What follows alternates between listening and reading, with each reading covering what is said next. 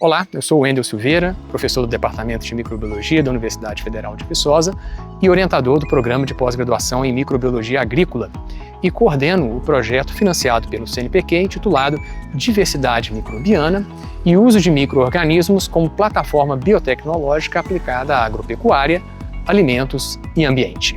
Bom, neste projeto, nós desenvolvemos trabalhos na área de fisiologia, genética de micro-organismos e ecologia microbiana, procurando entender melhor o papel desses micro-organismos, visando futuramente a aplicação biotecnológica dos mesmos. Uma das linhas de pesquisa que nós temos no Laboratório de Fisiologia de Micro-Organismos é o estudo com as leveduras oleaginosas, devido à capacidade de acúmulo de lipídio e a utilização desses lipídios como matéria-primas para a produção de oleoquímicos e biocombustíveis derivados de ácidos graxos.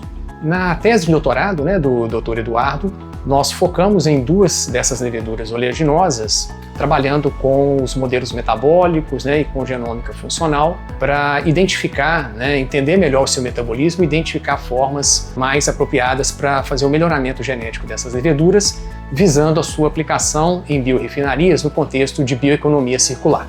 Bom, durante o desenvolvimento da minha tese de doutorado, a ideia era, de fato, conseguir integrar dados ômicos e usar o poder dos modelos metabólicos em escala genômica para compreender melhor a fisiologia de leveduras não convencionais, mais especificamente as leveduras oleaginosas, e a partir disso tentar propor estratégias de engenharia metabólica e formas de desenvolver bioprocessos mais sustentáveis no contexto de bioeconomia circular. Então, um dos capítulos lidou com a reconstrução do genoma de uma levedura conhecida como Lipomyces stark. Essa levedura ela é muito empregada para a produção de lipídios a partir de resíduos agroindustriais e resíduos produzidos por meios urbanos. A gente conseguiu, a partir desse trabalho, construir um modelo e validar ele e também corroborar alguns alvos para engenharia metabólica para uso de xilose, para uso de glicerol, que são subprodutos importantes. No outro capítulo, a ideia foi dar uma continuidade no meu projeto que eu já tinha desenvolvido no mestrado, que tratava do desenvolvimento de linhagens ao estresse por ácido acético de uma levedura chamada Papiliotrema laurenti. Esse trabalho ele teve como avanço muito importante incorporar o modelo metabólico dessa levedura que tinha sido desenvolvido anteriormente no laboratório, dados a respeito da cinética enzimática, então da eficiência catalítica, e integrar com dados de transcriptoma que foram obtidos ao longo do projeto como um todo. Então, a partir dessa integração dos dados de RNA-seq usando linhagens tolerantes e linhagens não tolerantes e o poder dos modelos metabólicos, a gente conseguiu descrever melhor os mecanismos de tolerância, então por que a linhagem tolerante havia se tornado tolerante ao longo do processo de evolução adaptativa e entender melhor o que tornava a linhagem selvagem sensível. Esses resultados eles são interessantes não só para o desenvolvimento dessa linhagem, para compreender melhor como leveduras aparecem e respondem a processos industriais, especificamente com hidrolisados lignocelulósicos, mas também para poder expandir um pouco como é que a gente consegue fazer esse tipo de processo de integração, o desenvolvimento dessas metodologias para leveduras que não são empregadas como modelos, como a levedura Saccharomyces, que é o mais comum para esses trabalhos. Olá, meu nome é Ana Flávia Leão, eu sou doutora em Microbiologia Agrícola pela Universidade Federal de Viçosa e nessa jornada eu fui bolsista CNPq e desenvolvi um projeto para pesquisar fungos cultiváveis em ambientes cavernícolas. As cavernas, elas são ambientes únicos e para contextualizar o porquê estudar fungos de cavernas em Minas Gerais, nós precisamos primeiro entender que Minas Gerais é o estado brasileiro que possui a maior quantidade de cavernas registradas no SECAV. E também, Minas Gerais e o estado da Bahia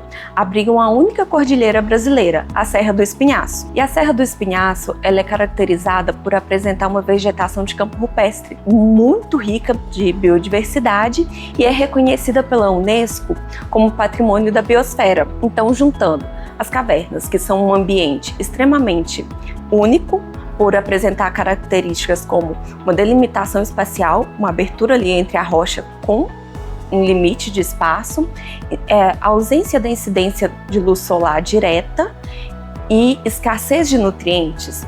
Como uma região onde a biodiversidade é riquíssima, nós desenvolvemos esse projeto e encontramos mais de 800 fungos E desses 800 fungos, alguns ainda são novidades taxonômicas. E estudar os fungos de cavernas é uma aventura que começa com longas viagens, deslocamento da universidade até as cavernas, alguns trechos de asfaltos bons, outros ruins, e quando acabou o asfalto, nós pegamos estradas de terra com uma conservação extremamente ruim, porque muitas cavernas ela não tem aquela visitação constante, então a estrada até ela é repleta de buracos.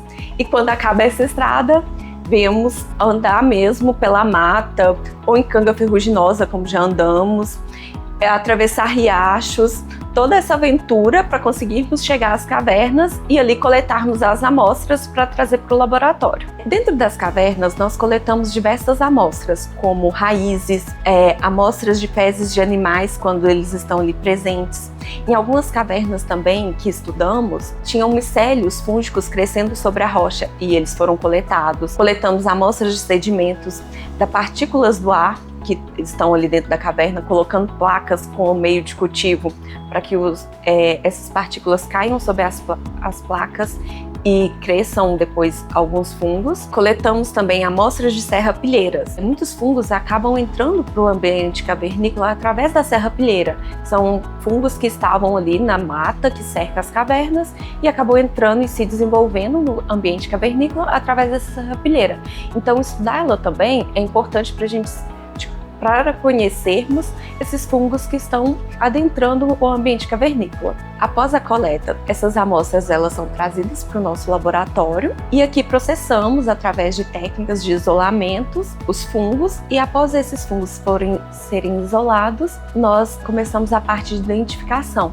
A identificação ela é feita através da extração do DNA dos fungos e depois a amplificação de algumas regiões desse DNA para compararmos com DNAs de outros fungos que já foram identificados em diversos ambientes ou amostras e chegarmos a uma identificação de gêneros. Durante o meu doutorado, eu consegui isolar mais de 800 fungos e desses 800 fungos conseguimos chegar à identificação de todos em 96 gêneros diferentes e desses 96 gêneros, 30 gêneros estão sendo relatados por mim e também o meu trabalho ele desenvolveu um artigo intitulado Um Tesouro Além do Minério de Ferro, fungos cavernícolas da Serra do Espinhaço Meridional de Minas Gerais, que foi premiado em primeiro lugar na sessão acadêmica no terceiro prêmio Michel Lebret. A premiação ocorreu durante o 19º Congresso Internacional de Espeleologia, em julho de 2025, em Belo Horizonte. Olá, meu nome é Denise Basoli, eu sou orientadora do Programa de Pós-Graduação em Microbiologia Agrícola e supervisionei o trabalho realizado pela doutora Rúsvia Pimentel de Oliveira. O trabalho é uma continuação da nossa linha de pesquisa, na qual a ênfase são em elementos genéticos móveis e mecanismos de transferência horizontal de genes em animais, principalmente com bactérias isoladas desses animais, tanto patogênicas quanto componentes da microbiota desses animais.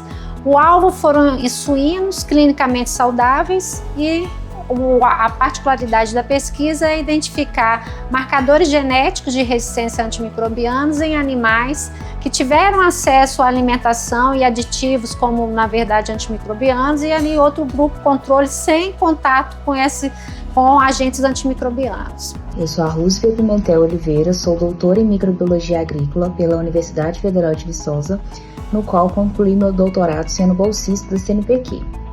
A minha tese ela abordou o tema de resistência a antibióticos em suínos clinicamente saudáveis e em fase de terminação. E nossos resultados, nós observamos que animais clinicamente saudáveis são reservatório potencial de bactérias resistentes que carregam genes de resistência. Gene de resistência nos quais estão presentes em plasmídeos e observamos também a presença desses genes de resistência em vesículas extracelulares que são produzidas naturalmente por essas bactérias multiresistentes. É interessante ressaltar que o nosso trabalho ele teve resultados interessantes que conciliam o contexto One Health, onde é a interconexão entre animal, humano e ambiente.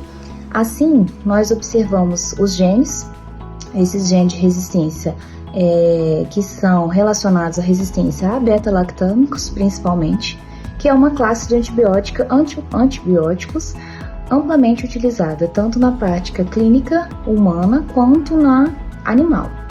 E é interessante ressaltar que esses animais, onde foi isolado essas bactérias, eles nunca tiveram histórico de exposição a antibióticos. Então, isso ressalta ainda mais a preocupação com a resistência antimicrobiana no mundo e também na agropecuária. Bom, como coordenador do projeto e em nome do Programa de Pós-Graduação em Microbiologia Agrícola, eu gostaria de agradecer o financiamento do CNPq, tão importante para o desenvolvimento científico e desenvolvimento de recursos humanos altamente qualificados durante este projeto.